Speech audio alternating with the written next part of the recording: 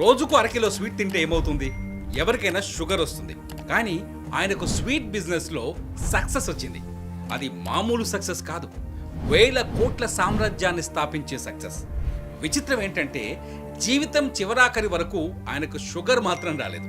ఎందుకంటే వ్యాపారం పట్ల ఎంత నిబద్ధతగా ఉండేవారో ఆరోగ్యం పట్ల అంతే నిబద్ధతగా ఉండేవారు. మిఠాయిలో నేతి ఎంత స్వచ్ఛంగా ఉంటుందో ఆయన మాటలో నీతి అంతే స్వచ్ఛంగా ఉండేది. ఆయన ఎవరో కాదు, జి. పుల్లారెడ్డి.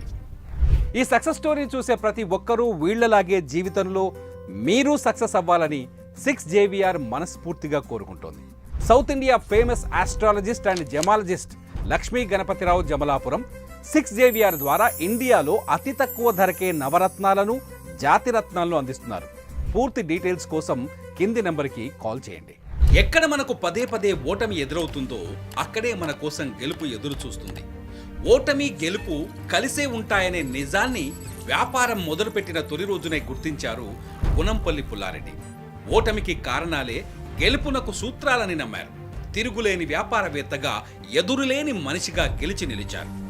1948 పరాయి సంకెళ్ల నుంచి విముక్తి పొందిన భారతావని స్వేచ్ఛావాయువులు పీలుస్తున్న తరుణం. కర్నూలు వీధుల్లో స్వచ్ఛమైన నేతి మిఠాయి వాసన గుమగుమలాడింది.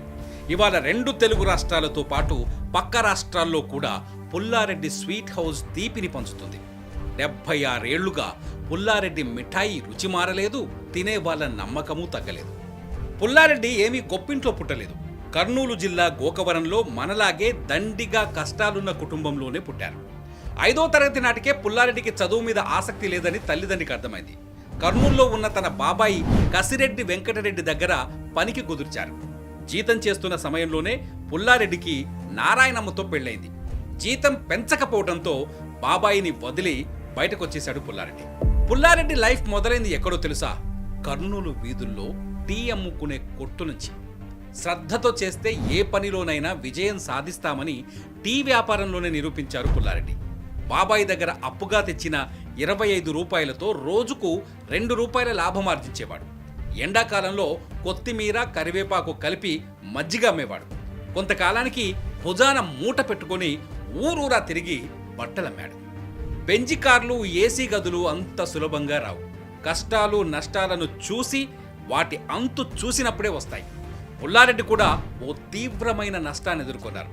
ఓ స్నేహితుడిని నమ్మి భాగస్వామిగా చేర్చుకొని రెడీమేడ్ బట్టల వ్యాపారం మొదలుపెట్టాడు. అక్కడ స్థిరపడతాను అనుకునే లోపే స్నేహితుడు మోసం చేశాడు. దీంతో తీవ్రంగా నష్టపోయి ఆర్థికంగా కుప్పకూలాడు పుల్లారెడ్డి. లైఫ్లో అప్స్ అండ్ డౌన్స్ ఖాయం. ఈ నిజాన్ని పుల్లారెడ్డి అప్పటికే కనిపెట్టాడు. నష్టపోయామని బాధతో కుమిలిపోతూ సమయాన్ని వృధా చేయటం కంటే కొత్త ప్రయత్నం చేద్దామని సంకల్పించారు. మళ్ళీ బాబాయ్ దగ్గరికి వెళ్ళి ఈసారి 1000 రూపాయలు అప్పుగా తెచ్చాడు. పుల్లారెడ్డి పట్టుదల అతని బాబాయికి తెలుసు. ఆ అప్పే పుల్లారెడ్డి ప్రస్థానానికి పునాదిగా మారింది. కొత్త వ్యాపారం మొదలుపెట్టిన పుల్లారెడ్డికి బాబాయి కసిరెడ్డి వెంకటరెడ్డి ఓ 6 సూత్రాలు చెప్పాడు. ఇప్పటికీ పుల్లారెడ్డి స్వీట్ హౌస్లో ఎక్కడికి వెళ్ళినా వెంకటరెడ్డి ఫోటోతో పాటు ఆ 6 సూత్రాలు కూడా మనకు కనిపిస్తాయి. నువ్వు తినే భోజనమే నీ పని వాళ్లకు పెట్టు. ముడి సరుకులు నువ్వే కొని తెచ్చుకో. మిఠాయి తయారు చేశాక రుచి చూడు, బాగుంటేనే అమ్ము, లేకపోతే అమ్మకు. ధనికుడు కొన్నా, దరిద్రుడు కొన్నా ఒకే ధరకు అమ్ము. జోకటంలో ఓ తులం ఎక్కువిచ్చినా పర్వాలేదు, తక్కువ ఇవ్వకు. వంటకు పాకశుద్ధి ఎంత అవసరమో నీకు వాక్శుద్ధి అంతే అవసరం. ఈ 6 సూత్రాలను తూచా తప్పకుండా పాటించారు పుల్లారెడ్డి. ఇప్పుడు అర్థమైందా పుల్లారెడ్డి రోజుకు అరకిలో వరకు స్వీట్లు ఎందుకు తినేవారు? తన దుకాణంలో తయారైన స్వీట్లు రుచిగా ఉన్నాయా లేదా అన్నది స్వయంగా ఆయనే టెస్ట్ చేసేవారు. అందుకే 1948 నుంచి ఇవాల్టి వరకు ఆ స్వీట్ల రుచిలో, నాణ్యతలో తేడా లేదు. రోజుకు 15 గంటలు పనిచేసేవాడు పుల్లారెడ్డి. పనివాళ్లు తప్పు చేస్తే అసలు క్షమించేవాడు కాదు. అలా అని ఏనాడు పనివాళ్లను తక్కువ చూడలేదు. పనివాళ్లకు సొంత డబ్బుతో ఇండ్లు కూడా కట్టించారు. కర్నూలు పుల్లారెడ్డి స్వీట్లకు VIP బ్రాండింగ్ వచ్చింది. మీడియా, సోషల్ మీడియా రాని రోజుల్లోనే పుల్లారెడ్డి స్వీట్ల రుచి అఖండ తెలుగుదేశం నలుమూలలా విస్తరించింది. విఐపీలు, బ్యూరోక్రాట్లు పుల్లారెడ్డి స్వీట్లను గిఫ్టులుగా తీసుకునేవాళ్ళు. 1954లో పుల్లారెడ్డి స్వీట్లు రాజ్భవన్కు అందించే స్థాయికి చేరాయి. 1957లో తొలిసారి అబిడ్స్లో పుల్లారెడ్డి స్వీట్ హౌస్ ప్రారంభమైంది. ఇక్కడి నుంచి పుల్లారెడ్డి లైఫ్లో సక్సెస్ వేగాన్ని పెంచింది. 1970 నాటికి రాజ్భవన్కు పుల్లారెడ్డి అఫీషియల్ స్వీట్ సప్లయర్ అయ్యారు. 1980లో పుల్లారెడ్డికి ఓ విచిత్రమైన సంఘటన ఎదురైంది. అప్పటి ముఖ్యమంత్రి మర్రి చెన్నారెడ్డి పుల్లారెడ్డిని టీటీడీ లడ్డూ క్వాలిటీ చెకింగ్ కోసం అడ్వైజర్గా నియమించారు. లడ్డూ తయారీ విధానమంతా పుల్లారెడ్డికి తెలుసు. కొందరు కస్టమర్లు పుల్లారెడ్డిని కలిసి, మీకు తిరుపతి లడ్డు ఫార్ములా తెలుసు కదా, మీ దుకాణంలో ఎందుకు అమ్మకూడదు అన్నారట. అప్పుడు పుల్లారెడ్డి చెప్పిన మాట ఏంటో తెలుసా? దేవుడి ప్రసాద రహస్యం దేవుడికి మాత్రమే సొంతం, నేను ఆ ప్రసాదానికి కాపీ కొట్టలేను అని తీపిగా ఆన్సర్ ఇచ్చారట. జీవిత చరమాంకం వరకు పుల్లారెడ్డి తను నమ్మిన సిద్ధాంతాన్ని వదలలేదు. అదనంగా సంపాదించిన డబ్బుని నలుగురికి సాయం చేయాలని కూడా చెప్పేవారు. ఆ ఆలోచనే ఆయన్ని పుల్లారెడ్డి చారిటబుల్ ట్రస్ట్ వైపు అడుగులు వేయించింది. ఆ ట్రస్ట్ ద్వారా స్కూళ్లు, కాలేజీల ఏర్పాటుకు బీజం పడింది. 1985లో తొలిసారి కర్నూల్లో పుల్లారెడ్డి నారాయణమ్మ ఇంజనీరింగ్ కాలేజీని ప్రారంభించారు. ఆ తర్వాత అనేక విద్యా సంస్థల్ని స్థాపించి పేదలకు స్కాలర్షిప్లు ఇచ్చి విద్యాదాతగా మారారు. పుల్లారెడ్డి ప్రిన్సిపల్స్లో ఇంకొకటి కూడా ఉంది, మన తెలివి, ధనము, ఆలోచనను నలుగురికి పంచాలి అని.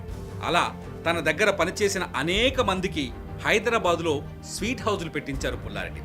ఇవాళ హైదరాబాదులో మనం చూస్తున్న అనేక నేతి మిఠాయిల షాపులు పుల్లారెడ్డి దగ్గర పనిచేసిన వాళ్ళవే అంటే నమ్మక తప్పదు. నీ క్వాలిటీ నీకున్నప్పుడు ఎదుటివాడు నీకెప్పుడు పోటీ కాదు అని నమ్మాడు కాబట్టే తన దగ్గర పని నేర్చుకున్న వాళ్ళకి కూడా స్వీట్ షాపులు పెట్టించగలిగారు పుల్లారెడ్డి. తను తయారు చేసే స్వీట్ ఎంత ఇష్టమో పుల్లారెడ్డికి తను పుట్టిన గోకవరం గ్రామం కూడా అంతే ఇష్టం. ఎక్కువ శాతం తన సొంత గ్రామంలో ఉండేందుకు ప్రయత్నించేవారు. హిందుత్వం అంటే ఇష్టపడేవారు, భగవద్గీత చదివేవారు. అలా అని వ్యాపారాన్ని ఏనాడూ వదలలేదు.